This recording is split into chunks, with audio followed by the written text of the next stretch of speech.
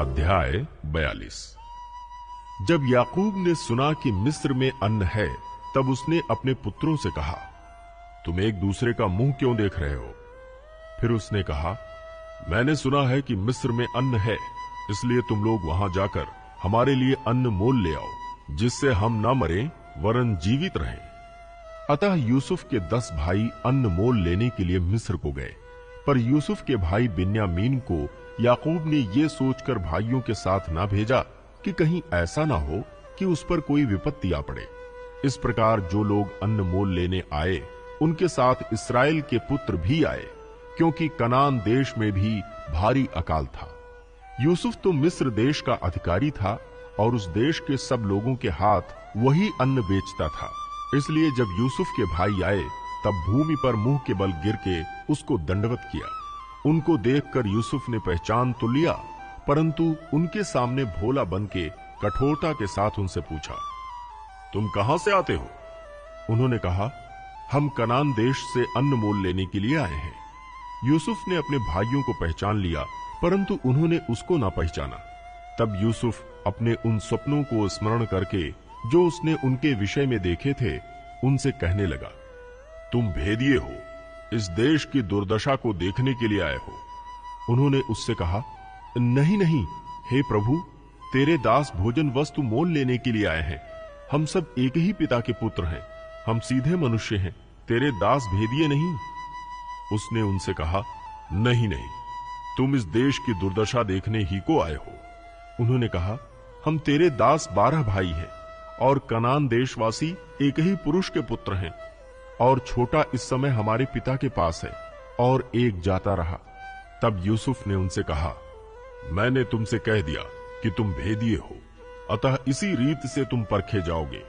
फिरौन के जीवन की शपथ, जब तक तुम्हारा छोटा भाई यहां ना आए, तब तक तुम यहां से ना निकलने पाओगे। इसलिए अपने में से एक को भेज दो कि वो तुम्हारे भाई को ले आए, और तुम लोग बंदी रहोगे। इस प्रकार तुम्हारी बातें परखी जाएंगी कि तुम में सच्चाई है कि नहीं।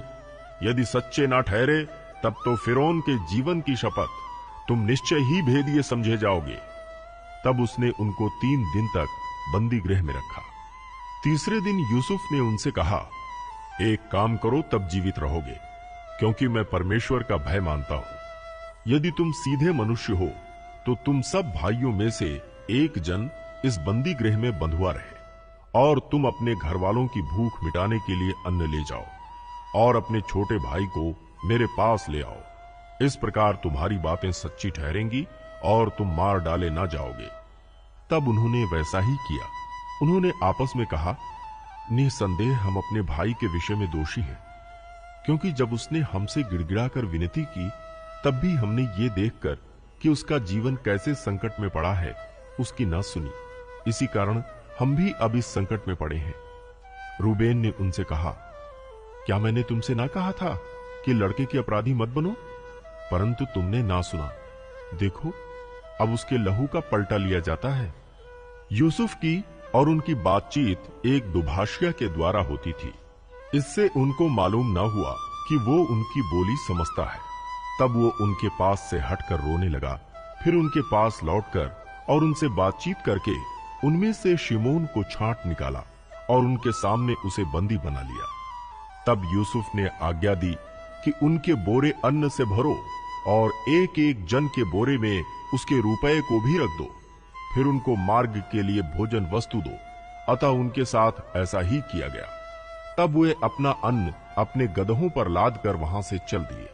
सराय में जब एक ने अपने गधे को चारा देने के लिए अपना बोरा खोला, तब उसका रुपया बोरे के मुंह पर रखा हुआ दिखलाई पड़ा। तब उसने अपने भाइयों से कहा, मेरा रुपया तो लौटा दिया गया है, देखो वो मेरे बोरे में है। तब उनके जी में जी ना रहा और वे एक दूसरे की ओर भय से ताकने लगे और बोले, परमेश्वर ने ये हमसे क्या किया है? तब वे कनान देश में अपने पिता याकूब के पास आए और अपना सारा वृतांत उसे इस प्रकार सुनाया। जो पुरुष उस देश का स्वामी है, उसने हमसे कठोरता के साथ बातें की और हमको देश के भेदिए कहा। तब हमने उससे कहा, हम सीधे लोग हैं, भेदिए नहीं।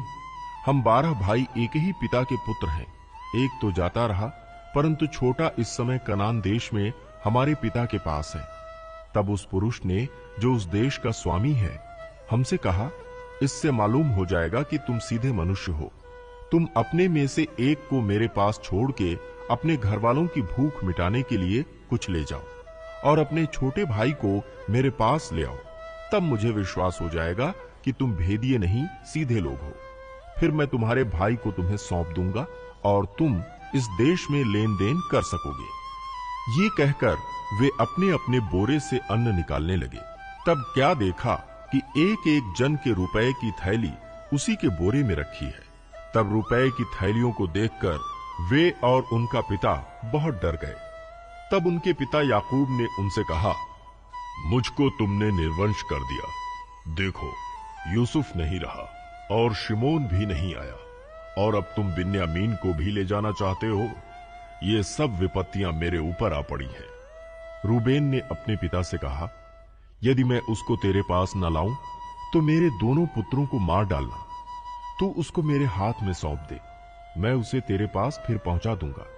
उसने कहा, मेरा पुत्र तुम्हारे संग ना जाएगा, क्योंकि उसका भाई मर गया और वह अब अकेला रह गया है। इसलिए जिस मार्ग से तुम जाओगे, उसमें यदि उस पर कोई विपत्ति आ पड़े, तब तो तुम्हारे कारण मैं इस बुढ़ापे की अवस्था में शोक के साथ अधोलोक में उतर जाऊंगा।